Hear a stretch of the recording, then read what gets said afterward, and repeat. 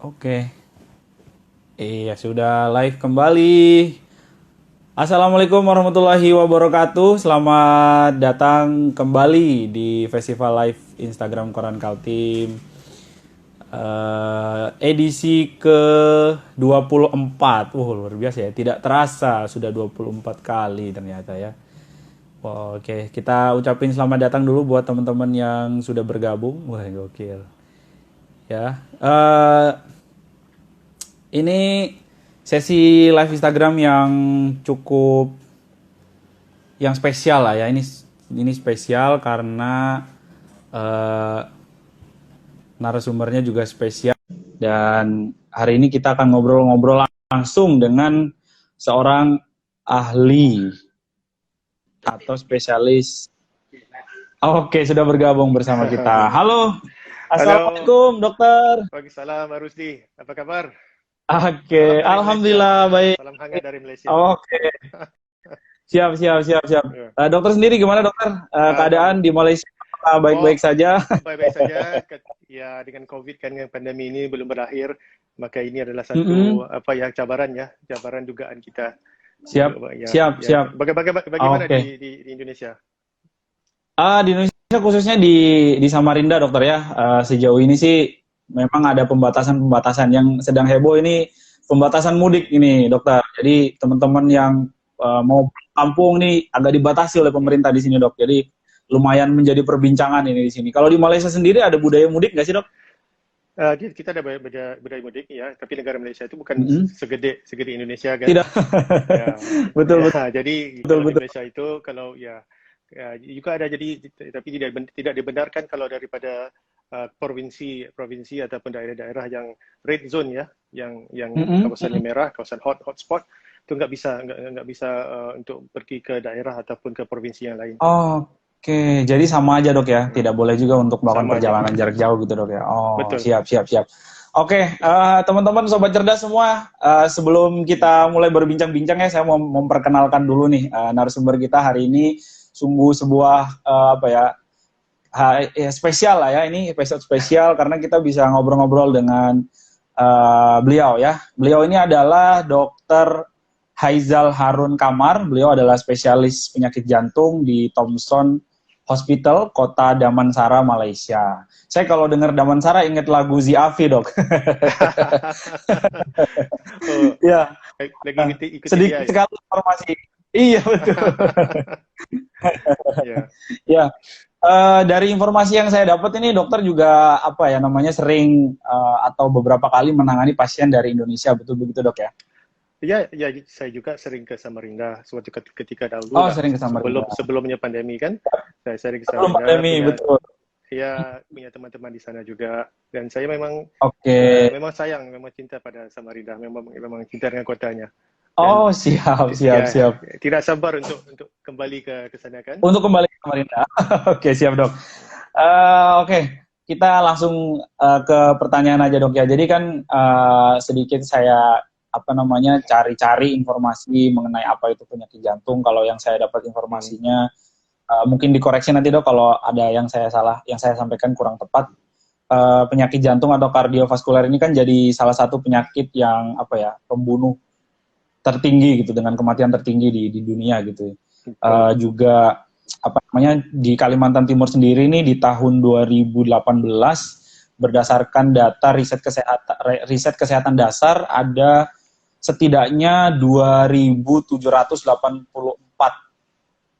juta orang Indonesia yang menderita penyakit jantung. Itu kan sebuah Waduh, angka tinggi yang tinggi ya. apa ya, mengerikan Ya. kan sebenarnya. Nah, tapi kalau yang apa yang sejauh ini saya perhatikan adalah masyarakat ini masih kurang aware gitu, masih kurang apa ya, masih kurang sadar tentang bahaya penyakit jantung ini gitu. Betul. Kalau boleh dikasih tahu gitu dok, sebenarnya penyakit jantung tuh apa sih dok gitu? Ya, penyakit jantung itu ada berbagai macam atau jenis lah ya, Mbak Rusti. Tetapi yang selalu yang orang tahu, yang orang sedar adalah penyakit jantung koroneri atau penyakit jantung Siap. koroner. Yaitu adalah penyakit jantung di Mm-hmm. mana pembuluh darah di bahagian jantung itu tersumbat. Okay. Di jantung ada Oke. pembuluh darah uh, yang model. Ya, nanti saya akan tunjukkan satu model jantung. Saya akan Siap. ya. Okey, terima kasih. Ya, di sini Oke, ada modelnya. Ya, Oh, siap. ada model jantung. Siap, siap. Inilah jantung kita yang segedenya juga segede gini, segede kepala tangan ini kan. Okey. Siap. Yang itu ya, dan di atas permukaannya jantung ada pembuluh darah. Ada 3 pembuluh darah yang utama, yang di kiri ada 2, yang itu yang di depan dan di sebelah belakang, dan satu lagi di sebelah kanan. Dan pembuluh darah ini sangat penting kerana dia membekalkan darah ke otot-otot jantung. Okey, dari siap. dan dari situ sekiranya terdapat ada penyumbatan ataupun yang penyempitan kepada pembuluh darah itu, maka otot-otot jantungnya juga tidak mendapat darah, dan maka itu akan terjadinya penyakit serangan jantung atau heart attack ya. Itu adalah yang pembunuh antara pembunuh nombor 1. Dan itu adalah yang penyakit jantung utama. Tapi ada juga penyakit jantung yang lain seperti katup atau klep, hinjap, atau juga mungkin disebabkan selaput jantung ataupun listrik ya. Listriknya bagian listrik jantung juga ada, dan itu maksudnya ataupun heart rhythm problem. Tapi bermacam-macam penyakit jantung yang ada. Dan betul berarti bahawa penyakit jantung ini adalah pembunuh nombor 1 di banyak negara termasuk Malaysia dan juga mungkin Indonesia juga. Siap. Kalau secara umum nih dok, kalau dari data yang saya dapat ini kan penyebab dari penyakit jantung ini adalah karena gaya hidup gitu dok ya, dan juga paparan asap rokok dan lain sebagainya. Tapi kalau boleh secara medis sendiri, apa ya sebenarnya penyakit jantung itu ada berapa macam gitu dok? Atau penyebabnya yang paling umum itu apa gitu? Apakah ada penyakit bawaan atau memang karena gaya hidup yang salah tadi atau gimana? Ya, penyakit jantung ini adalah secara umumnya adalah penyakit gaya hidup ya, lifestyle disease ya. Ya, di mana faktor-faktor risiko untuk mendapat penyakit jantung itu bisa dibahagi kepada 2. Okey, satu adalah faktor risiko yang bisa dirubah ya, bisa diubah suai, rubah. Satu lagi faktor yang tidak bisa dirubah. Faktor-faktor yang tidak bisa dirubah adalah seperti usia yang tua, itu satu. Yang kedua mungkin faktor-faktor keturunan. Ya, faktor yang ketiga mungkin faktor jantina, ataupun jantina yang lelaki dengan perempuan. Tapi saya mau tanya Bang Rusdi lah. Bang Rusdi, Bang Rusdi rasa yang pembunuh nombor 1 untuk kaum lelaki apa? Prostat mungkin. Kita kan bicara lagi jantung kan. Ya. Oke. Apakah pembunuh nombor 1 untuk kaum wanita? Kalau saya kurang tahu dok. Adakah mungkin kanker payudara, kanker serviks mungkin? Tapi mungkin ramai nggak tahu ya bahawa pembunuh nombor 1 kaum wanita adalah penyakit jantung. Oh, justru dok ya? Oke. Kalau nggak nombor 1, nombor 2. Ya, maka penyakit jantung ini mungkin ramai lah, kata banyak orang yang memikirkan bahawa penyakit jantung ini penyakit orang lelaki. Ya. Cuma lelaki aja yang bisa dapat, tapi tidak. Sebenarnya kalau diikutkan dari perempuan juga. Iya, dari 3 perempuan lah. Salah satu dari 3 perempuan dalam jangka hayat hidupnya itu akan mengalami penyakit jantung. Kalau penyakit kanker payudara itu mungkin 1 dalam 13, 1 dalam 8 mengikut negara masing-masing kan. Tetapi penyakit jantung itu betul-betul sangat sering pada kaum lelaki dan juga kaum perempuan. Jadi kembali kepada faktor yang tidak boleh dirubah itu, satu tadi kita ngomong usia yang tua, kedua adalah keturunan, yang ketiga adalah mungkin jantina. Kenapa saya kata jantina atau lelaki atau perempuan kan? Walaupun lelaki dan perempuan itu sama, cuman lelaki itu bisa mendapat penyakit jantung itu pada umur yang lebih awal. Lebih cepat. Ya, lebih cepat. Kenapa? Kerana orang wanita ini, kaum wanita perempuan, wanita itu adalah kaum yang istimewa ya. Mereka mempunyai hormon-hormon tertentu seperti estrogen dan sebagainya yang bisa untuk mengelakkan kaum wanita itu untuk mendapat penyakit jantung awal. Maka apabila putusnya head ya pada umur kurang lebih dalam 50 waktu itu dan faktor yang untuk yang menyelamatkan dia dari jantung itu sudah hilang, maka dia chansa ataupun kemungkinannya dia untuk mendapat penyakit jantung itu adalah sama seperti kaum lelaki. So kalau lelaki itu bisa dapat dalam umurnya kurang lebih 40-50 tahun, kaum wanita itu mungkin dapat umur 60-65 tahun. Dan kembali kepada yang faktor tadi, itu yang tidak boleh dirubah. Tapi yang penting sekarang ni, apakah faktor-faktor yang bisa dirubah? Nombor satu, adalah hipertensi, darah tinggi. Hipertensi, tekanan darah tinggi. Siap. Ya, kerana itu adalah sangat-sangat penting. Kalau di Malaysia, kaum dewasa umur 30 ke atas, hampir 50% mempunyai tekanan darah yang tidak normal. Orang Malaysia rata-ratanya enggak berapa sihat. Ya, antara 40, 45, 46 ikut 10 sampai 46 ya. Ya, dia hampir 50%. Ya. Siap. Ataupun penyakit kencing manis. Penyakit kencing manis adalah satu faktor yang sangat penting untuk mengakibatkan penyakit jantung koroner. Dan simptom-simptom diabetes atau penyakit kencing manis, dia sering ke bilik kecil, untuk buang air kecil. Ya, buang air kecil, mungkin malam hari, dan dia sering rasa haus dan cepat lemah dan tidak kuat ya. Yang ketiga adalah kadar kolesterol yang tidak normal.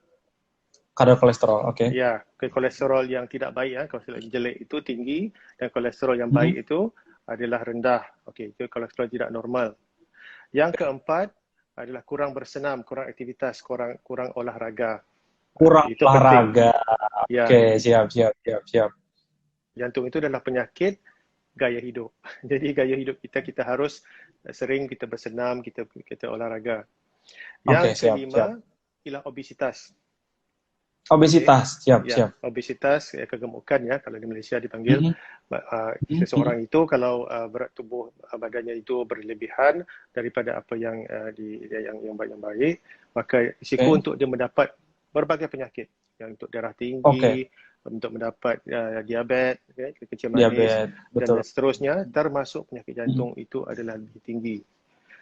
Yang keenam, faktor yang bisa dirubah adalah merokok. Jadi perokok punya potensi yang besar juga gitu dok ya? Betul. Kerana dalam rokok itu ada bahan chemical, bahan kimia yang banyak sekali, dalam lebih 4,000, dan antara lain bisa untuk membuat penyempitan ya, atau penyumbatan pada pembuluh darah yang saya sebutkan tadi. Siap. Wow, ternyata ada fakta menarik tadi bahwa perempuan ternyata punya risiko yang lebih kecil ketika belum selesai masa haidnya gitu dok ya? Betul. Ketika belum sampai menopause gitu dok ya? Betul. Kalau sudah menopause, kemungkinan untuk terkena penyakit jantungnya lebih tinggi. Tapi ada nggak sih dok kasus yang wanita begitu terkena penyakit jantung di usia yang sebelum menopause gitu dok? Ada beberapa. Ada yang tapi seringnya mereka itu ada faktor-faktor risiko yang lain seperti diabetes, tekanan darah tinggi. Ada juga yang wanita yang seorang itu yang kena serangan jantung umur 40 tahun, lagi hamil, lagi mengandung anaknya, tapi dia perokok. Gitu. Ya. Siap. Kita tahu kan yang perokok itu darahnya mudah kental ya. Kalau dia bahasa Indonesianya lebih pekat ya. Lebih kental. Ya, kental. Dan sewaktu hamil juga darahnya itu bisa lebih kental, maka kalau merokok dengan hamil itu tidak bagus. Jadi terjadilah serangan jantung. Jadi sebagai jantungnya itu rosak. Gitu. Nah gini teman-teman. Jadi yang harus dipahami adalah wanita yang dengan catatan tidak punya bawaan dok ya, tidak punya kebiasaan buruk merokok, terus hidupnya sehat, berolahraga, tidak obesitas, itu kemungkinan terkena penyakit jantung sebelum menopause itu sangat kecil gitu dok sangat ya? Kecil, sangat kecil. Sangat kecil.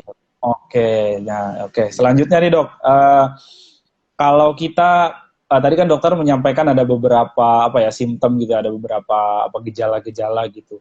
Nah kalau kita sendiri nih sebagai orang awam gitu dok, sebelum akhirnya kemudian mendapatkan pertolongan medis begitu yang profesional, kapan kita bisa mendiagnosa secara pribadi gitu dok, secara sendiri gitu untuk bisa paling tidak mencegah gitu sebelum akhirnya terlalu jauh gitu dok. Iya. Terhadap penyakit jantung ini. Yang pertamanya kita harus tahu apakah itu simptom atau gejala atau keluhan penyakit jantung. Sebab banyak yang bertanya pada saya, dok, ini sakitnya di sini, sakitnya di sini. Iya, betul. Betul. Adakah itu jantung, ada sakit di sini jantung atau gimana ya? Jadi, tidak semuanya sama. Tidak yang orang yang sakit serangan jantung A dengan B ini tidak akan sama. Okey, tapi Oh kebanyakannya gitu. itu dia akan rasa keluhan atau gejalanya itu di bahagian tengah dada. Okey. Tengah dada. Oke, Ya, siap. saya mau nanya pada uh, Mbak Rusdi lah. Mbak Rusdi Hmm. rasa jantung itu terletaknya di mana? Di kiri atau di kanan dada? Kalau menurut saya di sebelah kiri, Dok. Menurut saya ini. Oh, kalau di sini ya, Rasanya. di sebelah kiri ya, Hmm. bukan di sebelah kanan. Iya. Betul. Rasanya. Jantung itu sebenarnya Ah? di tengah dada. Oh, di tengah. Baik, baik, baik. Iya, Siap. jatuh di tengah dada, tetapi Hmm. apex atau muncungnya di itu bukan sebegini, Hmm. dia benar mengarah ke sebelah kiri. Oke. Maka Oke. sakitnya sering akan terjadi di bahagian tengah dada dan mungkin lebih ke bahagian kiri. Tapi bukan kiri di sini, Oke. sebab Oke, jantungnya bukan di oke. sini. Tapi kalau kena Siap, siap. serangan jantung, sakitnya akan Hmm. seluruh bahagian dada. Dan Oke. mungkin juga Oke. akan merebak ke bahagian leher dan Ah. juga bahagian tangan. Tapi Oke, siap, siap. dia akan lengan dan tangannya itu akan terasa seperti kebas-kebas ya. Kebas-kebas dan Hmm. mungkin ada keringat Hmm. dingin dan mungkin akan rasa Oke. sedikit pusing lah. Okay. Hmm. Dan Hmm. tapi tidak semuanya akan seperti begitu. Contohnya, Oke. ya, 2 hari kemarin ada seorang pasien saya yang masuk dengan serangan jantung. Dia ketemu saya Hmm. di ER lah, ya, emergency room, dan Siap. dia keluhannya, dok, saya sakit banget di bahagian rahang ya, Oh, di bahagian rahang. dalam, Siap, ya siap. dalam. Jadi saya Siap. fikir, saya ambil ya HP saya suluh dengan itu, saya lihat bagus, gusi Hmm. giginya nggak ada apa-apa, bahagian Siap. tenggorokan juga bagus. Jadi saya rasa Hmm. kelilingnya nggak ada benjolan. Jadi saya fikir, Hmm. tapi dia kata, tapi saya sebelum ini saya ada keringat dingin di rumah. Nah itu Oke. keringat dingin dan saya rasa seperti sedikit pusing dan saya susah nafas. Hmm. Kalau di bagian Oke. orang yang sakit tenggorokan tidak ada keringat dingin. Jadi saya Ya, pikir, betul, betul, betul. ya ini saya rasa saya bisa ngomong pada dia, Pak, saya rasa ini serangan jantung atau sakit jantung. Sebab yang Oke. EKG-nya itu juga 50-50, enggak berapa pasti kan. Cuman Hmm. sesudah sehari lewat itu, maksudnya kemarin kita buat uji darah, Hmm. ternyata troponennya daripada normal ke lebih 2.000. Maksudnya terlalu tinggi itu. Maksud itu adalah serangan Oke, jantung. siap. Dan Siap, siap, siap. sudah buat buat USG jantung, dipanggil echo, kelihatan sebahagian jantung itu enggak bergerak. Dan terus Waduh. ya disebabkan serangan jantung. Dan Oke, oke, oke. terus kita bawa ke lab dan terus buat Hmm. satu prosedur dipanggil angiogram dan kelihatan Siap. memang ada 90% 90% penyumbatan, dan terus kita lakukan satu prosedur dipanggil angiogram, angioplasti dengan balon, dipasang ring ya atau Hmm. stand. Alhamdulillah Siap. sekarangnya dia bagus-bagus saja di atas. Tapi Oke. yang sedikit anehnya, sakitnya itu di bahagian sini, Simptomnya aneh gitu. Beda bukannya gitu di ya. dada. Oh. Ah, Oke, tapi siap, jangan siap, siap, siap. tapi saya takut selepas ini kalau ada pemirsa di sini, kalau ada sakit di rahangnya, terus ke rumah Belum sakit tentu, Dok, ya. itu Dr. Haizal dari Belum Kuala Lumpur, tentu. Malaysia. Oh, kalau ada sakit di sini itu sakit jantung. Iya, iya, iya, iya, iya, iya. Saya cuma Oke, oke, oke, oke. ya, saya cuma bilang Ada tidak kasus semua. seperti itu. Iya. Oke, oke, oke, oke. Dok, kalau yang apa ya namanya, kalau case awal gitu, Dok, apa ya, hambatan awal gitu, apa yang dirasakan biasanya itu sakit di bagian dada itu berarti umum, Dok, ya? Hampir semua ini merasakan yang sama, Dok, ya? Oke, begini, mereka yang datang kepada saya dengan serangan jantung atau heart attack ya, itu adalah yang tahap yang paling parah lah. Separuh ya, setengah daripada yang datang dengan serangan jantung atau heart attack itu mempunyai gejala atau keluhan sebelum kena serangan jantung. Maksudnya mereka mungkin ada rasa di bahagian dada itu enggak separah atau sekuat seberat yang seperti yang waktu dia nyampe dengan rasa serangan jantung. Mungkin sedikit-sedikit lah rasa. Maksudnya dia bila berjalan, bila naik tangga, bila olahraga, terasa sakit di bahagian dada. Bagi sakit bahagian dada, kemudian dia rehat setelah 3-4 minit, dia yang sakitnya juga akan hilang. Itu dipanggil angina. Okey, sakit yang belum serangan jantung tapi lebih kepada penyakit jantung. Tetapi Oke. kurang lebih setengah yang lain itu yang datang kepada saya dengan serangan jantung tidak mempunyai apa-apa simptom atau gejala langsung sama Oh sekali. gitu. Atau Tidak jangan-jangan ada. tidak merasa. Tidak merasa. Itu Oh. yang mungkin Mbak Rosli pun juga pernah dengarkan ada mungkin atlet-atlet kan ataupun pemain sepak Ya, betul, bola betul. atau bulu tangkis kan ataupun Tiba-tiba, yang ya tiba-tiba jatuh, pengsan dan tiba-tiba mungkin jatuh. Oh, oke. collapse ya. Oke, Jadi oke, oke, mungkin oke. mereka kelihatan seperti fit ya, seperti sehat, cergas, Mm-mm, bagus, mm-mm. tapi kita nggak tahu. Mungkin dia ada faktor lain, mungkin dia ada diabetes, mungkin ada faktor keturunan, mungkin dia merokok, kita nggak tahu. Oh gitu, siap, siap, siap. Nah ini yang pertanyaan paling pentingnya kemudian adalah dok, bagaimana kita seperti tema kita ini hari ini adalah bagaimana menjaga agar jantung kita itu sehat. Gitu. Oh ya, itu pertanyaan yang bagus. Okay. Yang pertama, ialah kesedaran kita harus ada, dan kesedaran itu penting. Oke, Kalau harus. kita nggak sedar bahawa jantung itu bisa itu satu organ atau satu alat tubuh dalam tubuh yang sangat penting, dan kita tidak akan menjaganya. Okay. Kesedaran dan juga kesedaran bahawa penyakit jantung itu sangat penting. Yang kedua, yang tadi baru saya ingatkan yang faktor-faktor ada kurang lebih dalam 9-10 yang saya jelaskan tadi kan, yang keturunan apa semacam. Tapi itu nggak bisa dirubah. Tapi harus tahu faktor-faktor yang bisa dirubah. Seperti yang pertama tensi, yang kedua diabetes, yang ketiga kolesterol, yang keempat tadi kurang bersenam, kelima obesitas, yang keenam adalah merokok.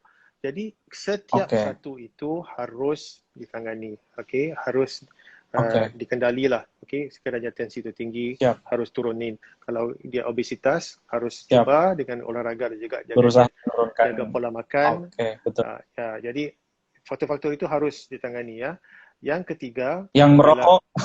Yang merokok itu. Oh, teman-teman Anda harus berhenti merokok ya, bahaya sekali loh. Siap-siap, lanjut. Ya, baru sih pasien-pasien saya kenal saya, ya dia tahu. Saya tidak pernah suruh mereka coba berhenti. Jangan coba berhenti. Tapi berhenti terus. Jangan coba. Kalau Nike kan just do it ya. Kalau Nike kan just do it. Ya, terus saja. Karena coba seolahnya seperti memberi izin untuk kita terus merokok. Coba ya, saya coba. Oh gitu. Siap. Ya, pada saya berhenti aja. Betul. Kalau kamu mau berhenti, ya, kamu harus ada dua perkara. Satu, adalah kamu harus membuat keputusan. Harus buat keputusan untuk berhenti. Kerana ramai pasien saya yang sudah kena serangan jantung tapi belum buat keputusan lagi. Mereka kata mereka mau berhenti tapi mereka belum buat keputusan. Yang kedua, mereka harus mencari sebab untuk membuat keputusan itu. Sekarang ini harus punya alasan gitu. Harus punya alasan. Harus punya alasan. Karena saya bilang pada pasien saya, tidak ada seorang pun pasien saya yang berhenti kerana saya. Ya. Banyak pasien saya mungkin akan ngomong, nggak maulah saya mau berhenti, dokter disuruh-suruh sama dokter ya. Ya, kalau orang Malaysia itu memang cukup tidak suka disuruh, ya. Jadi saya ngomong pada mereka, bilang pada mereka, kamu harus berhenti, tapi kamu harus cari sebab untuk berhenti. Mungkin atas alasan kesihatan mungkin tidak cukup untuk kamu. Mungkin mikir pasal anak-anak kamu. Mungkin pikir juga tentang isteri kamu, mungkin pasal mungkin kamu ingin melihat anak yang kecil itu sudah kahwin atau punya cucu. Betul. Cari alasan ya, bila sudah ada alasan maka siap. Keputusan. Siap. Nah, itu dari yang lain. Ya. Siap. Yang lain itu seperti jaga pola makan, harus olahraga itu. Jaga pola makan. Dalam apa yang kita sudah bincang. Yang keempat, sekiranya belum ketemu dengan dokter yang mana dokter yang berdekatan, ketemu dengan dokter, konsultasi. Saya mau buat konsultasi, saya mau buat pemeriksaan kesihatan, saya mau tahu adakah saya ini sehat atau saya memerlukan apakah pemeriksaan yang perlu tes yang harus dilakukan. Dan harus ketemu dokter. Siap. Nah, itu buat teman-teman rokok ya. Jadi kata dokter jangan berhenti karena disuruh, tapi harus punya alasan yang jelas gitu. Jadi supaya berhenti benar-benar berhenti gitu ya. Karena ancaman untuk perokok ini tinggi sekali dok ya, untuk menjadi berpotensi terkena penyakit jantung. Betul. Oke dok, ini kan jelang Lebaran nih dok. Mungkin kita di Malaysia dan Indonesia kurang lebih lah budaya makan makanan yang berminyak, gitu dok, berlemak tinggi, gitu-gitu kan. Lebaran saling berkunjung, walaupun sekarang mungkin tidak saling berkunjung karena masih pandemi, tapi makanan di rumah sepertinya tetap sama gitu dok. Betul. Dan dari yang saya baca, makanan-makanan itu juga ternyata punya andil yang cukup besar untuk meningkatkan hipertensi dan lain sebagainya yang berujung juga pada penyakit jantung. Nah, gimana caranya dok nih supaya teman-teman nih di Samarinda, di seluruh Indonesia atau juga teman-teman di Malaysia supaya bisa tetap makan makanan Lebaran tapi tetap sehat gitu dok? Mana dok caranya dok? Betul. Hari Lebaran itu hari yang paling ditunggu dalam setiap tahun ya. Ya, setiap tahun kita lebih-lebih lagi setelah sebulan berpuasa ya. Sebulan kita menahan nafsu makan, sebulan kita dengan lapar dan dahaga, dan hari yang dipanggil hari kemenangan ya, hari kemenangan. Hari kemenangan. Jadi kita kalau di Malaysia ini hari lebarannya sebulan ya, 30 hari. Kalau di Indonesia berapa hari ya? Indonesia biasanya 3 hari dok, 3 sampai 7 hari sih biasanya. Paling lama tuh 7 hari, paling lama. Oh, di Malaysia 30 hari ya, Pak. Abang baru ini 30 hari. Tapi siap. Jadi dalam tradisinya kita sering berkunjung ke saudara mara kan untuk demi silaturahmi kan. Dan kita di setiap rumah itu ada dipanggil open house ya, rumah terbuka. Iya, betul.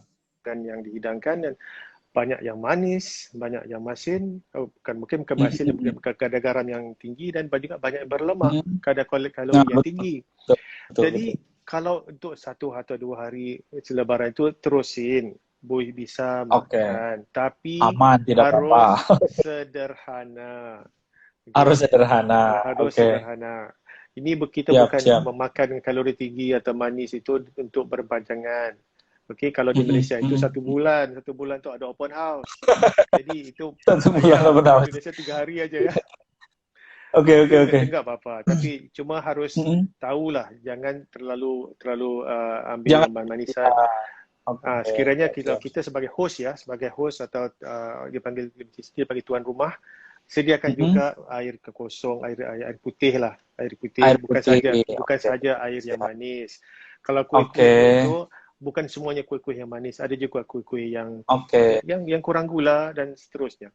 Oke, siap. Kalau seperti opor ayam gitu dok, apalagi rendang barangkali kan itu kan sangat menggugah selera gitu dok. Mungkin apa dok yang bisa supaya setelah makan itu mungkin bisa makan yang lain gitu dok, apa yang disarankan gitu dok supaya jantung tetap sehat tadi itu? Pada saya kalau cakap di Indonesia, kalau 2-3 hari itu untuk makan rendang, ketupat, sate atau itu enggak apa-apa, baru tidak masalah dok ya. Itu tidak masalah, tapi dengan kadar sederhana. Sebab sederhana. Ya, sesudah perayaan Lebaran kita bisa kembali kepada kehidupan yang sehat, pola hidup sehat, pola makan sehat. Kita teruskan olahraga, itu enggak apa-apa, sebab hari Lebaran ini hari yang dinanti-nantikan setiap tahun. Jangan seperti Oke, betul. Harus enggak bisa makan, enggak bisa makan lama. Jangan. Pada saya itu tidak apa-apa. Itu kita bisa buat perayaan, kita harus ini satu yang happy ya, kita bahagia. Betul. Walaupun dengan pandemi ini kita enggak bisa ke mana-mana kan. Tapi ya betul. Enggak apa-apa. Oke, jadi masih bisa dimaklumi gitu dok ya. Iya. Siap. Dok, ini ada pertanyaan masuk ini dok dari @wulron ini masuk ini pertanyaannya. Ini kan masih bulan puasa dok. Bulan puasa biasanya teman-teman ini habis sahur atau habis makan sahur, habis sholat subuh tidur lagi dok. Itu gimana dok? Itu secara kesehatan itu gimana dok? Karena nyaman sekali seperti itu. Habis makan sahur kan kita habis sholat subuh tidur gitu dok. Bangun-bangun siang. Gimana tuh dok? Oke. Kalau dari kita ada dua sudut lah. Kalau dari segi agamanya, waktu antara sahur, subuh dan waktu mungkin duha itu adalah waktu terbaik untuk kita beribadah, ya, macam-macam kita bisa buat. Dari segi itu kita harus belajar juga bahawa dari segi Islam juga dia juga mengajar kita jangan tidur. Ya, jangan tidur selepas itu. Maka kita harus terus beribadah. Okey, itu dari segi agama ya. Kalau dari segi kesihatan tubuh badan juga, kalau kita sesudah makan apa pun, jangan tidur dalam masa 2 jam. Okey, kerana setelah makan jangan tidur sampai 2 jam. Ya, 2 jam. Kerana itu bisa mendatangkan masalah, bukan masalah jantung, tapi masalah seperti asam lambung ya, atau GERD ataupun reflux acid ya. Kerana ya, kerana sesudah kita makan itu, yang dalam perut itu, dalam lambung kita kan ada pemakanan dan mungkin dia belum dihadam, belum dicerna, kan? Masih ada di situ, dan apabila kita tidur, kita baring di kamar, maka asid itu atau asam itu akan naik ke atas dan menyebabkan rasa enggak enak. Tidak nyaman. Siap. Tidak nyaman. Jadi tidak bagus. Jadi sebaik-baiknya kalau sesudah subuh itu terus jangan tidur, dan mau buat senaman ataupun olahraga ringan juga, atau berjalan sewaktu kan lagi nyaman. Atau tadarus Al-Qur'an juga bisa, Dok ya. Betul. Ya, Baulan tadarus Al-Qur'an, Baulan jangan tidur, Mbak. Ya. Oke. Nah, ini lagi, Dok, ada pertanyaan dari Konilita ya. Jadi jam istirahat yang bagus itu untuk mengistirahatkan jantung nih katanya. Jam berapa, Dok? Gitu, Dok. Berapa jam dan jam berapa biasanya bagusnya? Tidak ada waktu tertentu dalam satu hari. Asalkan ada, kalau yang penting harus olahraga dalam seminggu kurang lebih dalam 150 menit, olahraga sederhana. Sederhana tu seperti light jog ataupun berjalan ataupun bersepeda ya. Itu dalam 150 menit dalam 7 hari ya. Maksudnya dalam sehari itu mungkin 30 ya. Mungkin 30 hari seminggu, ada 2 hari yang tidak. Okey, itu olahraga penting, dan istirahat juga penting. Istirahat tu di mana badan kita akan berehat tubuh badan, dan juga imuniti badan juga akan kembali. Jadi waktu tidur dan rehat tu penting. Sekurang-kurangnya 7 jam. 7 jam.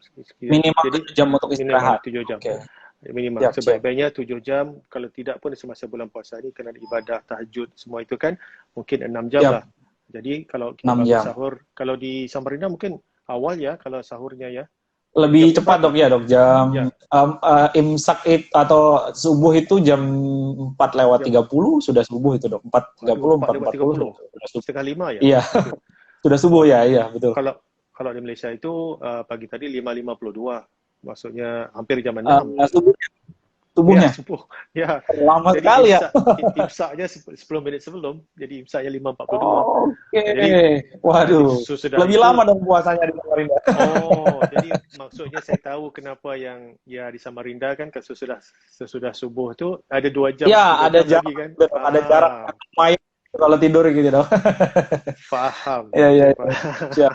Saya ngerti ya. Jadi kalau waktu rehat itu kalau macam hari biasa ataupun hari berpuasa. Kalau hari berpuasa, ya kita kata hari biasa lah. Hari biasa kan hari kita bekerja, sesudah kita pulang, kita mungkin ada olahraga sedikit atau makan atau sesudah olahraga sedikit juga. Tapi yang pentingnya ada tidur dan rehat sekurang-kurangnya 6-7 jam. Oke, dalam satu hari itu, Dok ya? Dalam satu hari. Kalau tidur tu 6-7 jam. Dalam satu hari itu, kalau kita tidak bekerja kuat atau tidak olahraga, kita harus berehat supaya kita tidak capek, kan? Tidak penat. Tidak kecapean. Oke. Siap. Dok, kan tadi beberapa kali dokter bilang olahraga ringan gitu, Dok, seperti berjalan atau mungkin jogging, lari gitu, Dok ya. Nah, sekarang kan masih musim pandemi ini, Dok. Saya sendiri kalau misalnya olahraga itu kan karena kita keluar ruangan atau keluar rumah masih pakai masker tuh, Dok. Nah, gimana caranya tuh, Dok? Karena kan kalau kita pakai masker nih kadang-kadang sarannya apakah tetap pakai masker atau dilepas aja atau gimana tuh? Soalnya kalau pakai masker agak sulit gitu sepertinya bernapas ketika lari gitu. Kalau berlari jangan guna masker. Jangan gunakan masker. Tapi harus tahu penjagaan jaraknya bukan 1 meter, jaraknya harus lebih, mungkin 5 meter, mungkin 10 meter dari yang terdekat. Kalau bersepeda kalau bersepeda jangan sekali dengan menggunakan masker kerana kita memerlukan lebih oksigen, kan, dan masker itu bisa menghalang dari oksigen itu nyampe ke paru-paru kita. Jadi jangan pakai masker. Tapi kita tahu harus jarak kita. Harus jaga jarak. Ya, harus jaga jarak. Ya. Siap. Ini ada lagi dok pertanyaan, dari mana tadi ya? Saya lupa.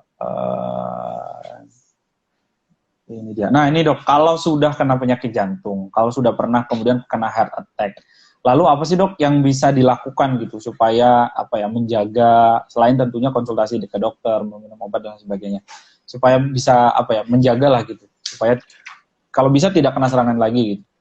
Oh, oke. Yang pertamanya sekiranya kena serangan jantung di rumah sakit ya, dokter akan memberi obat satu. Yang keduanya, sebaik-baiknya dia akan membuat satu prosedur yang bilang tadi seperti coronary angiogram. Apa yang saya sudah bikin kepada pasien saya kemarin kan. Coronary angiogram itu satu kateter di mana kateter itu dimasuk lewat di bahagian pergelangan tangan ini terus ke jantung. Di situ kita akan lihat sekiranya ada penyumbatan, kita akan masuk belon, pasang ring. Itu adalah semasa di rumah sakit. Di rumah sakit juga, pasien-pasien saya akan dirujuk kepada pakar pemakanan atau nutrisi lah. Nutrisi untuk jaga pola makan. Ahli gizi. Dan now sesudah keluar dari rumah sakit, pasien saya akan dipanggil MC ya, ataupun rehat tanpa kerja ya. Selama minimalnya 30 hari. So dalam 30 hari itu dia setelah harus selesai dari rumah sakit. Ya, dan dia akan rehat di rumah, istirahat di rumah. Di situ dia akan terus dengan obat-obatnya dan juga dengan kita akan berikan panduan ataupun saranan mengenai dengan aktivitas yang semakin gradual ya. Bermula dengan berjalan, mungkin itu kita akan ajarin.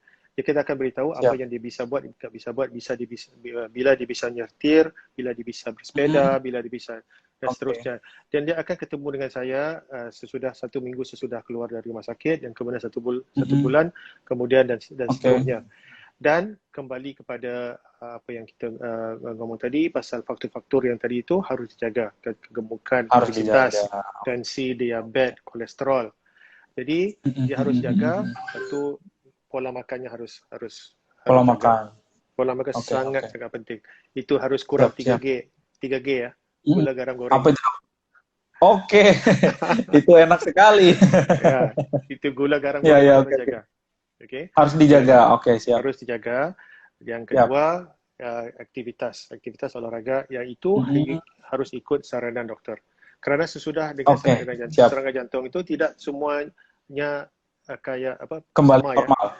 Ada yang mungkin ada yang lebih parah, ada yang mungkin yang ringan. Jadi yang ringan itu mungkin tahap olahraganya bisa seperti biasa. Tapi yang parah, serangan jantung yang parah itu mungkin dokternya sarannya dia jangan olahraga dulu, harus berehat mungkin. Jadi lain pasien lain. Dan jadi jaga pola makan, olahraga, ikut rutin obat. Ya, obat-obat yang disarankan oleh dokter itu jangan lupa. Harus ikut dengan rutinnya itu kalau ada yang pagi, ada yang malam dan siang mungkin kan. Dan kalau ada temu janji ya atau follow up appointment dengan dokter harus ikut. Jangan dilewatkan. Ya, jangan dilewatkan. Siap. Dok, ini kan mungkin kalau bicara soal masa sekarang pandemi mungkin kurang lebih aja ya di Samarinda dengan di Malaysia gitu dok. Sejauh ini dok, dokter sendiri pernah nggak sih dok menangani mungkin pasien COVID gitu yang punya komorbid atau penyakit bawaannya ini penyakit jantung gitu dok. Nah kalau kedua masalah ini kemudian bertemu tuh bisa separah apa gitu? Penyakit COVID ini memang ada satu penyakit yang sangat bahaya ya. Kebanyakan penderita ataupun pasien yang terkena dengan COVID, kebanyakannya seperti sangat ringan lah, tidak parah, mungkin sedikit demam, sedikit sakit tekak ataupun sakit badan. Tapi mereka ada kurang lebih dalam 15% atau terutamanya 5% ya yang parah. Mereka ini mempunyai komorbid. Ya, mereka ini dalam golongan yang berisiko tinggi untuk mendapat COVID yang parah. Mereka ini selalunya ada komorbiditi seperti ada hipertensi, ada kencing manis, ada mungkin masalah paru-paru dan juga masalah jantung. Jadi untuk seorang yang mempunyai penyakit jantung, sekiranya dia ada COVID, dia terkena COVID, na'udzubillah, maka ada dia yang kemungkinan dia untuk mendapat penyakit yang COVID yang parah itu adalah lebih tinggi dari orang yang lain. Aduh, iya, siap. Jadi mereka ini seharusnya menerima vaksin secepat mungkin. Ya. Oke. Kalau di Indonesia itu vaksinnya udah lebih cepat dari Malaysia ya. Malaysia Iya, masih di belakang. lebih cepat. Jadi Indonesia bagus. Oke. Dari sini memang Indonesia bagus dan Malaysia harus pelajari dari Indonesia untuk supaya lebih ramai lagi daripada ya orang-orang kita kan yang rakyatnya itu mendapat vaksin ini. Mendapatkan vaksinasi, betul. Tapi kalau secara per kasus sendiri dok, ada nggak sih dok yang dokter sendiri tangani lah secara langsung barangkali gitu? Secara langsung ada, tapi sesudah sebab saya dalam praktiknya saya adalah dokter jantung. Jadi dalam rumah sakit saya ini ada yang orang yang ataupun dokter yang spesialisnya itu dalam penyakit yang COVID. Ya, COVID atau penyakit asma, penyakit. Sekiranya seorang itu kena COVID, ada dokter yang tertentu yang bisa menangani. Jadi kalau pasien saya ada yang terkena COVID, saya akan rujuk kepada dokter yang itu sebab dia lebih spesialis, dia lebih bagus, lebih baik, lebih berpengetahuan, dia punya lebih tentang COVID. Jadi kita di rumah sakit ini punya bagian-bagian tertentu lah yang siap. Jadi untuk saya secara peribadi, pasien saya yang ada juga yang terkena COVID, saya akan rujuk kepada dokter yang lain. Gitu, siap.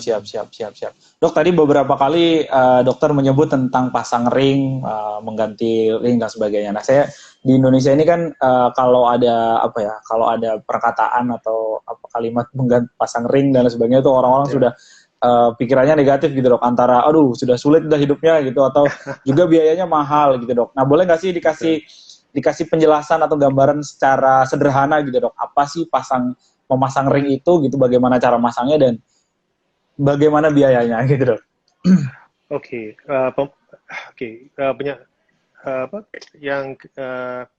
Pembuluh darah kita yang saya ngomong tadi kan, yang pembuluh darah jantung ini sangat-sangat penting. Jadi pembuluh darah ini harus supaya pengiriman darah itu adalah dengan baik sekiranya pembuluh darah itu tidak tersumbat.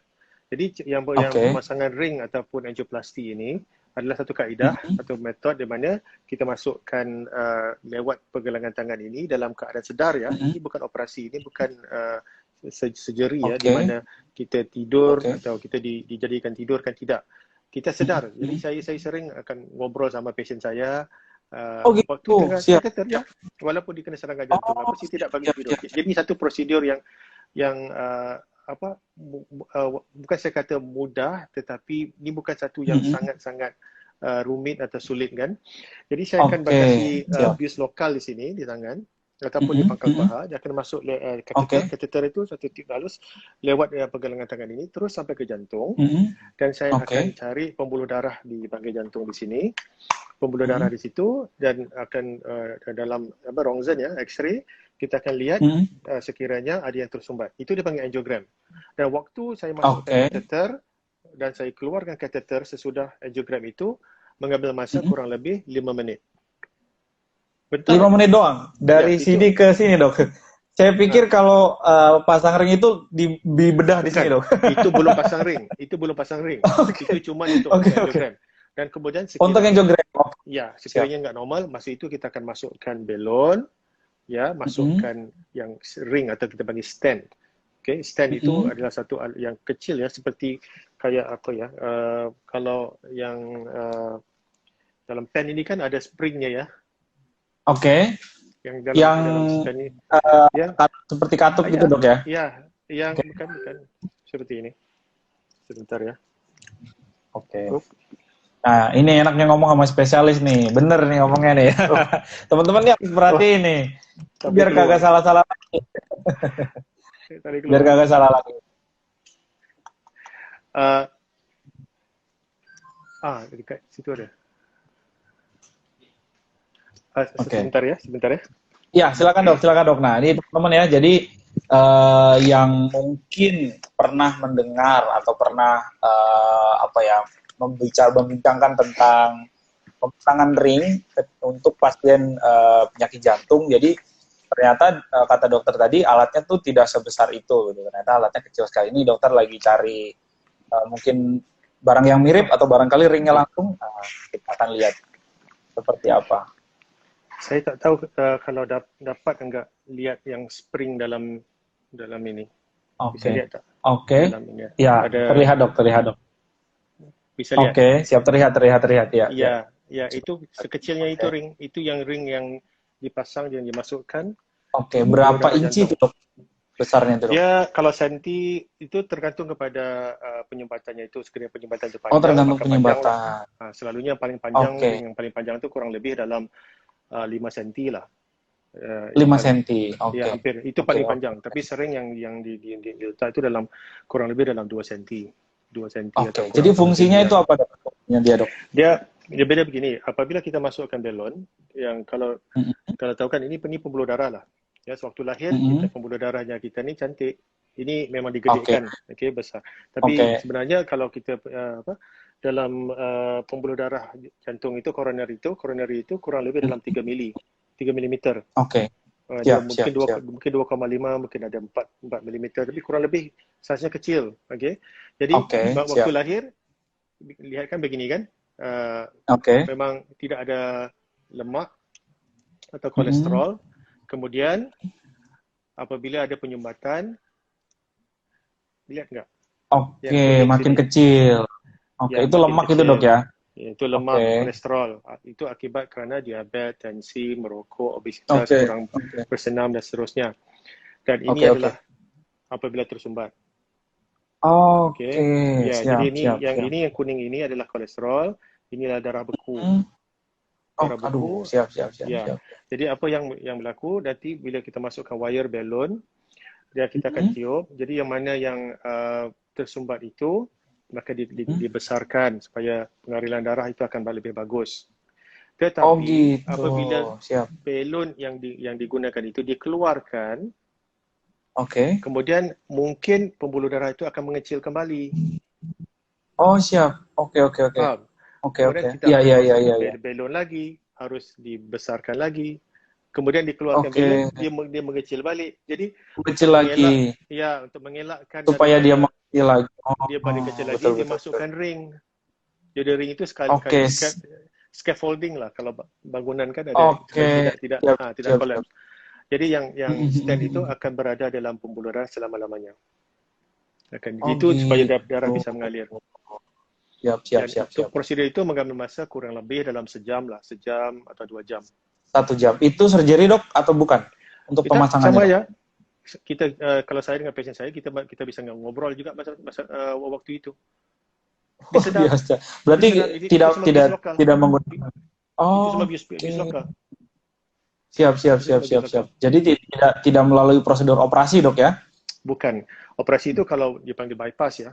Di mana yang Hmm. dada itu dengan melalui operasi itu harus tidur lah kan. Dan dada itu Hmm. dibuka Hmm. dan diambil pembuluh darah di kaki, Hmm. diambil vena di kaki itu dan ditampal ya di yang pembuluh darah yang sudah sumbat. Itu adalah satu Oke, operasi yang besar. Ya, operasi yang oke, besar siap, siap, makan masa siap. kurang lebih dalam 5 jam. Siap, siap, siap. Nah, untuk memasang satu ring tadi itu dok, tadi saya sempat tanyakan di awal, berapa tuh dok biayanya dok? Kalau mungkin Okey, penyetaraannya lah. saya tidak tahu harganya di Indonesia, tapi kalau di Malaysia Hmm. yang harganya kurang lebih termasuk dengan dua hari satu malam ya di rumah sakit, Hmm. satu balon, satu ring kurang lebih dalam 20 hingga 22 ribu lah ringgit. So kalau di rupiah 20 hingga tu 20 ribu. mungkin dalam 60 juta ya. 60 juta. Oh, oke. So Siap, siap, siap. Saya kalau dua 120-an ya. kalau dua stand mungkin dalam kurang lebih dalam 30 ribu ringgit atau 32. Itu tergantung kepada obat-obatnya lagi dengan kamar inapnya. Itu mungkin dalam 32, 33. Kalau tiga stand, kalau 3 ring mungkin dalam 40 ribu ringgit. Dia bukan satu ring tu 20 ribu ringgit, 2 ring 40, 3 ring 60, bukan. Kerana yang kos yang harganya itu yang lebihnya adalah harga lebihnya ring atau stand yang dipasang. Oh gitu, siap, siap, siap. Berarti kisarannya kalau bisa dibilang antara 20 juta rupiah barangkali dok ya sampai dengan 100 juta lebih gitu dok ya. 20 Untuk juta pemasangan rupiah. 2 sampai 3. Kalau satu ring Sorry, tu 30 juta. uh, kalau satu satu satu satu kalau 20,000 dalam 60 juta kan? Oh 50 60 juta juta. ya? Oh iya betul betul betul. Betul betul sekitar Dia sekitar dalam iya iya. Soalnya saya satu rasa ringgit itu 2.500 ya dok ya kalau nggak salah ya. Saya belum ngecek kursnya uh, juga. oh ya satu ring itu saja yang ini kan. Ini juga harganya kurang lebih dalam 8.000 ringgit. 8.000 ringgit dalam 20 juta itu. 20 juta lebih. Oke, ini siap-siap Ya. nih ada yang ngasih tahu nih Mbak Irma nih 70 sampai 125 juta.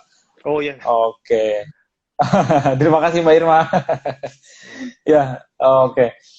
Saya mau kasih highlight ini dok. Saya mau kasih highlight soal harga ini kenapa? Karena saya mau ngasih apa ya bayangan ke teman-teman yang saat ini mungkin masih abai, masih merokok, gaya hidup tidak sehat gitu ya.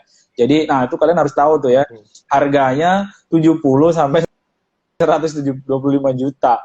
Apakah kalian akan bersedia mengeluarkan dana sebesar itu atau menjaga dari jauh-jauh hari ya? Mendingan kita Betul, ketemu harus Dokter jaga. Haizal ini, dalam rangka edukasi aja lah gitu ya, nggak usah pasang ring lah ya kalau bisa dok ya. Semoga sehat-sehat semua ya. Maksudnya supaya kita sehat, Insyaallah. ya, maksudnya kita supaya kita tidak perlu mengeluarkan biaya sebesar itu gitu, apalagi apa ancamannya atau potensinya untuk membawa kepada kematian itu juga cukup tinggi gitu. Karena teman-teman di sekeliling saya juga masih banyak dok yang dalam tanda kutip masih abai gitu, tidak tidak menerapkan pola hidup sehat. Merokok sih dok paling banyak dok. Ini teman-teman perokok ini banyak sekali gitu. Mungkin kayak seperti saya tidak merokok tapi temannya ngerokok gitu. Akhirnya kena juga gitu ujung-ujungnya. Ya, perokok pasif ya, kita jadi perokok pasif. Pasti betul dong, betul. Nah itu juga ternyata kan punya dampak yang cukup ini juga dok. Nah mungkin dok sebagai penutup dok boleh disampaikan apa ya namanya pesan-pesan barangkali dok untuk tadi secara umum menghindari penyakit jantung dan juga penyakit-penyakit lainnya dok. Ya, seperti ya, sebagai summary ya ataupun kata akhir saya, bila kita harus jaga kesihatan kita bukan saja dari segi jantung dan juga kesihatan keseluruhannya. Jadi kita dengan menjaga pola makan, kita harus olahraga, kita jaga waktu istirahat kita juga harus penting dan juga kita harus lebih menyedari lah tentang masalah-masalah yang lain. Yang selain dari itu masalah pandemi kita juga masa belum akhir, jadi kita harus ikut protokol kesihatan, harus cuci tangan, jaga jarak, hindari kerumunan, dan pakai masker. Okay, kerana sekarang ini itu adalah masalah yang di depan kita sekarang ini, masalah COVID, masalah pandemi itu sangat-sangat penting. Ya. Jadi dan saya akhiri ini juga dengan ucapkan selamat mengakhiri selamat beribadah di akhir Ramadan. Selamat hari Lebaran awal ya kepada semua follower Instagram korang Kaltim, dan saya terima kasih kepada Bang Rusdi dan juga semua. Saya terima kasih sekali dok. Ya, kerana beri saya kesempatan di sini ya untuk berbagi sedikit ilmu yang ada. Betul. Ya. Sedikit banyak nih dok. Banyak sekali dok. Ya, terima kasih. Berarti terakhir kali ke Samarinda kapan ya dok? Terakhir kali ke Samarinda dok? Tahun berapa dok? Sebelum pandemi lagi. Maksudnya mungkin sebelum pandemi. Belum pandemi itu udah bulan 3 2020 dan 2019 lagi. 2019. Oh. Ya. Oke. Ya. Sebelum itu. Apa yang paling diingat dok dari Samarinda dok? Mungkin dok. Oh, satu. Makanannya enak. Makanannya enak. Makanannya enak, orang-orangnya juga baik memang ya insyaallah ada kesempatan, ada rezeki nanti sihat tubuh badan kita akan ketemu lah. Kan kalau saya di Samarinda pasti saya akan cari Bang Rusdi insyaallah.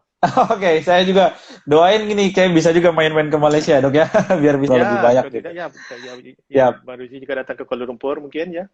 Insyaallah. Siap. Oke, terima kasih banyak sekali lagi Dokter Haizal sudah menyempatkan waktu di tengah kesibukan. Saya tahu kesibukan dokter ini cukup padat gitu ya. dengan pasien-pasiennya, tapi masih mau menyempatkan waktu untuk mengedukasi masyarakat, tidak hanya di Malaysia, tapi juga di Indonesia, khususnya di Kalimantan Timur, di Samarinda. Dan teman-teman yang sudah menonton dari awal sampai akhir, terima kasih. Semoga mendapatkan informasi yang berharga, informasi yang berguna, dan bisa diterapkan dalam diri. Sekali lagi saya mengucapkan terima kasih kepada dokter. Selamat menunaikan ibadah puasa, dokter, dan selamat menjelang Lebaran, gitu ya. Sampai salam saya untuk teman-teman di luar biasa sekali perjumpaan kita hari ini. Mohon maaf apabila ada kalimat atau kata dan perbuatan yang tidak berkenan. Sekali lagi terima kasih. Nama saya Rusdi, pamit teman-teman. Assalamualaikum warahmatullahi wabarakatuh. Terima kasih dokter. Waalaikumsalam warahmatullahi wabarakatuh. Terima kasih. Ya.